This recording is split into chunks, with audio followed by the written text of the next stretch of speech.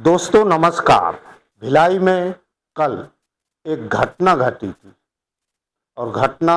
यह थी कि सारे भिलाई में एक ही सवाल था और सवाल वो जिसको जानना भी जरूरी है। कल मीडिया के माध्यम से यह खबर थी कि आईजी ऑफिस के सामने एक शव देखा गया है। आईजी ऑफिस के ठीक सामने गैरेज रोड है और गैरेज रोड जैसी क्रॉस करेंगे तो बॉम्बे हावड़ा रेल मार्ग है। इसी दोनों के बीच में लगभग दिन में 11 बजे लोगों की आवाजाही हुई तो एक मृत शव दिखाई दिया और उस शव को देखकर लोग अचंभित हो गए और लोगों के माध्यम से पुलिस तक सूचना गई। पुलिस ने आकर जो भी तथ्य थे घटना स्थल से इकट्ठे किए। सूत्रों के हवाले से ये पाया गया और यह बताया गया कि आज जो घटना घटी है उसकी सूचना पुलिस को दी गई और पुलिस तत्काल घटना स्थल पर पहुंची और घटना स्थल पे जो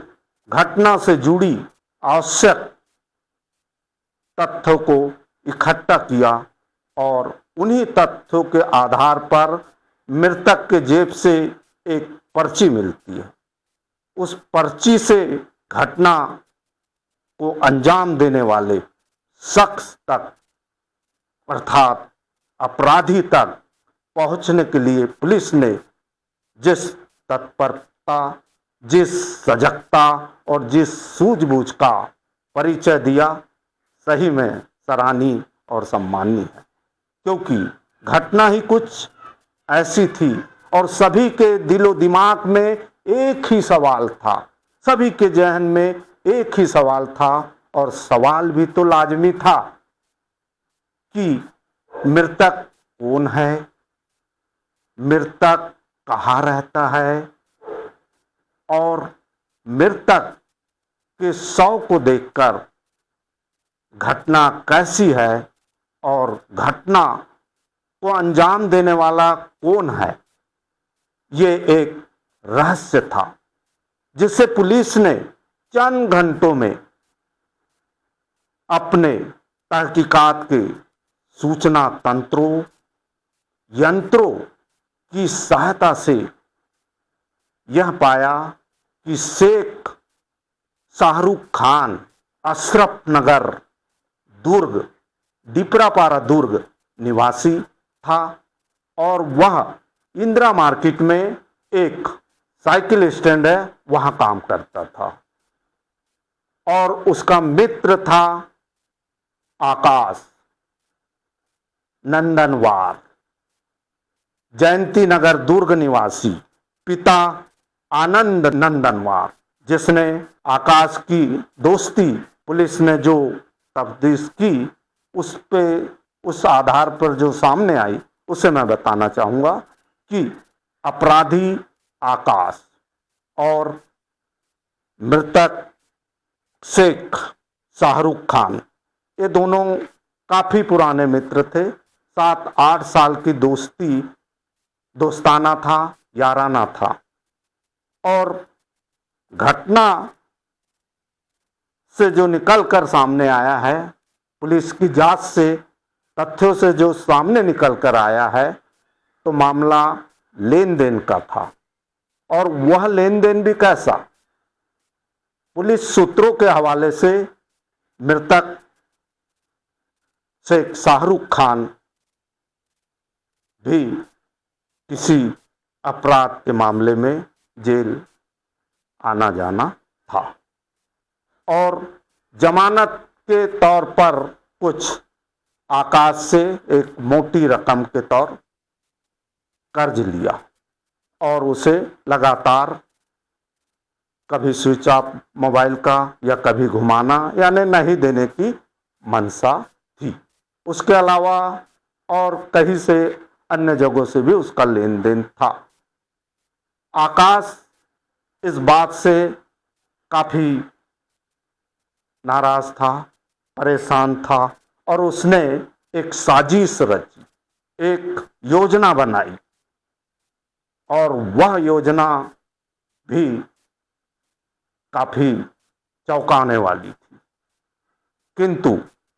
पुलिस की सजगता और पुलिस की परख, जांच, तत्परता, तेजी से पुलिस अधीक्षक राजेंद्र शुक्ला जी के नेतृत्व में कांड की गुत्थी को सुलझाने के लिए पुलिस ने एक टीम का निर्माण किया और उस टीम ने बहुत ही जल्द अपराधी आकाश पिता आनंद नंदनवार निवासी जयंती नगर दुर्ग को पकड़ने में सफलता अर्जित की। आकाश रायपुर में काम करता है किसी कंपनी में और आकाश के पास एक मोबाइल था जिसे 23 तारीख को उसने रायपुर में ही उस मोबाइल का स्विच सिम निकाल दिया और रेल से दुर्ग आया और दुर्ग में शेख शाहरुख खान की तलाश में निकल गया, क्योंकि उसके मन में उसने योजना बनाई थी और उस योजना को अंजाम देने के लिए वह शेख शाहरुख की खोज परख करते रहा, किंतु शाहरुख जहां खोजा नहीं मिला और उसने किसी अज्ञात व्यक्ति से इंदिरा नगर मार्केट में फोन लिया और शेख शाहरुख को फोन किया और शेख शाहरुख से मिलन होने के बाद दोनों में जो बातचीत हुई, शाहरुख को लेकर वही 11 बटालियन के सामने देसी विदेशी मदिरालय की दुकान है, वहां पे दोनों ने शराब का सेवन किया, चिकन खाया और उसके बाद में दोनों वहां से निकले और कुछ ही दूरी पर पुलिस महानिरीक्षक ऑफिस के ठीक सामने गैरेज रोड पर गाड़ी रोकता है कौन? आकाश नंदनवार, और कहता है कि भाई मुझे शौच लगी है, टॉयलेट जाना है, चल तू भी मेरे साथ खड़े रहना। और बस यहीं पे एक घटना परिवर्तित होती है हत्या के रूप में, और जिस किसी ने भी इस खबर को कल सुना देखा, सभी के जहन में एक ही सवाल था कि यह हत्या है या और कुछ, अपराधी कौन है और इसका कारण क्या है। पुलिस ने सारे अपने यंत्र तंत्र के माध्यम से इस घटना को अंजाम देने वाले अपराधी को धर दबोचा और यह एक घटना ऐसी थी कि एक गीत था, तेरे जैसा यार कहा तेरे जैसा दोस्ताना, और दोस्ताना चाहे कोई भी, आपने भी सुना होगा देखा होगा कि लेन देन के मामले में अक्सर ऐसी घटनाएं होती है, तो थोड़ा सजग रहिए और जितना हो सके अपने आप को सुरक्षित रखिए, क्योंकि कहीं शेख शाहरुख जैसे और इस घटना के बाद पुलिस अधीक्षक द्वारा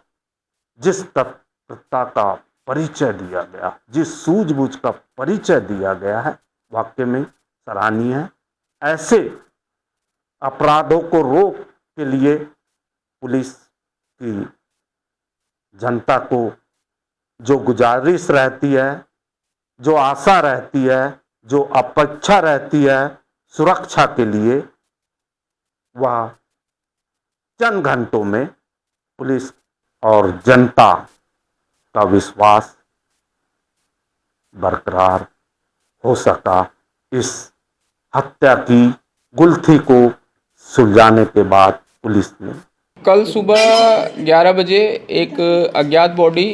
वाईसे ब्रिज और के पास से गुजरते हुई रेल लाइन के नज़दीक मिली थी और जैसे ही मिली पुलिस को सूचना, उसके बाद तत्काल हम लोगों ने पूरी संवेदनशीलता के साथ न सिर्फ घटनास्थल का तुरंत मुआयना किया और बल्कि घटनास्थल मुआयना के बाद जो भी आवश्यक दिशा निर्देश और कार्रवाइयाँ हो सकती थी तत्काल लगाई गई। उसके लिए 3 अलग अलग टीमें बनाई गई और तीनों टीमों को 3 अलग अलग डायरेक्शन में काम करने की जिम्मेदारी दी गई, जिसका परिणाम था कि अगले 10-15 मिनट में ही हमने अज्ञात मृतक की शिनाख्तगी की और जैसे शिनाख्तगी हुई उसका फ़ोन नंबर, फ़ोन डिटेल, उसके आसपास कौन रहता है, किससे दोस्ती है, कहाँ कहाँ गया, कहाँ काम करता है, जैसे ये अगले 1 घंटे में क्लियर हुआ तो ये पता चला कि वो इंदिरा मार्केट के साइकिल स्टैंड पे काम करता है। फिर हमने सबसे पहले इंदिरा मार्केट के साइकिल स्टैंड के पिछले शाम की सारी फुटेज और सारी वो सब देखनी शुरू की। उसमें हमको एक संदिग्ध व्यक्ति दिखा और सेम टाइम में जो एसीसीयू की यूनिट लगी थी उसने फ़ोन की डिटेल्स निकाली, तो फ़ोन की डिटेल्स में उसके एक अननोन नंबर से शाम को 6-7 बजे कॉल दिखी मृतक की कॉल फ़ोन पे। वहाँ से